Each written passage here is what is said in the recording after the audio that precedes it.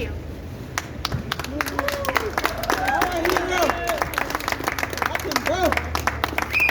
Thank you very much, Emmy and Angie, for inviting me here today again to express solidarity with Julian and to mark 3 years since his arrest here outside the Ecuadorian embassy. I'm Alexi.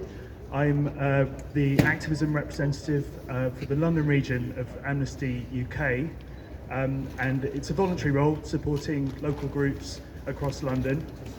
I'm not by any means an expert on human rights or indeed really on Julian's case, but I don't think you need to be an expert to see really how terrible the UK government's treatment of Julian has been. We all know that Julian's been deprived of various rights to freedom of expression and unjust imprisonment, from torture and medical neglect, as well as rights to a family life. And I'd like to take this opportunity again to congratulate Julian and his wife Stella on their recent wedding. And I really hope that they will be reunited soon if the UK government chooses to free him. Unfortunately, we also know that the current UK government is incredibly hostile to human rights, not just those of journalists and prisoners like Julian, but also of activists and protesters like us, as well as many of the most vulnerable people, indeed refugees and asylum seekers, which Julian, of course, has been for over a decade.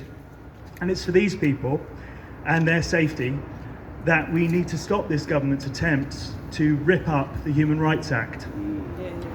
I'd like to finish with a quote from Amnesty's Deputy Director of Research, Julia Hall, who called the most recent decision a blow to Julian Assange and a blow to justice.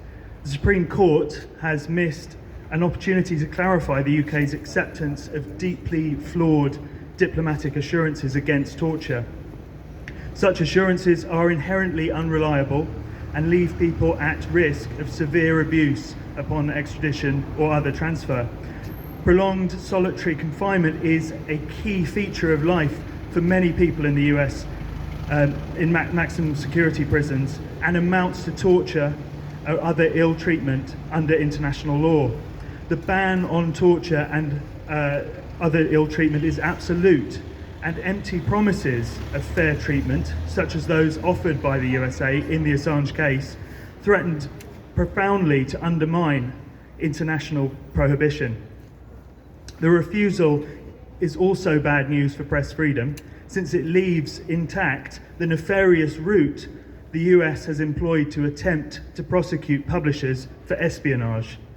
Demanding that states like the UK extradite people for publishing classified information that is in the public interest sets a dangerous precedent and must be rejected.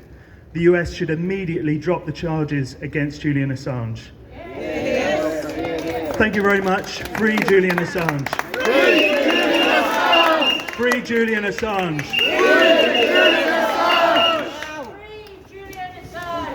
Free Julian Assange! Free Julian Assange! I would like to invite Christina Navarrete to share some words with us.